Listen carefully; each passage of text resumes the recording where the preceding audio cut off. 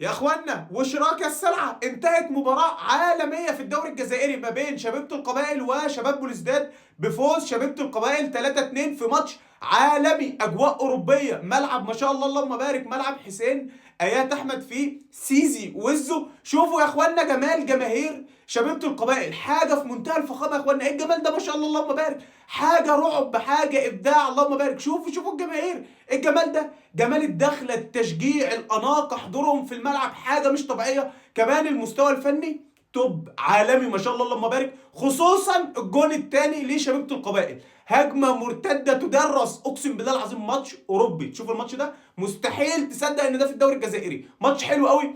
كمان شبيبه القبائل عنده فرصه تاريخيه انه يحقق الدوري، فرق ما بينه وما بين الصداره مولوديه الجزائر نقطتين. مولوديه الجزائر الماتش الجاي عنده شباب بوليسداد اللي هو مش محظوظ معاه، بعد شباب بوليسداد عنده وفاق سطيف، فاحنا قدام فرصه تاريخيه ان احنا نشوف شبيبه القبائل بيحقق الدوري الجزائري. اخر ماتشين تخيلوا، كسب اتحاد العاصمه في ارض اتحاد العاصمه، والماتش ده كسب شباب بوليسداد 3-2 في اداء عالمي ما شاء الله اللهم بارك. اكتبوا لي رايكم في التعليقات، وممكن نشوف عوده قويه لواحد من اقوى الانديه الافريقيه شبيبه القبائل. شبيبه القبائل اسم كبير قوي، غايبين بقالهم فتره كبيره للاسف، مش كبيره قوي يعني، كانوا لعبوا قبل كده نهائي الكونفدراليه قريب. فحبايب قلبي اكتبوا لي رايكم في التعليقات، تحياتي ليكم، الجيت فاق، الجيت صحه وصحصح حبايبي، حمبوك يرحم بابك.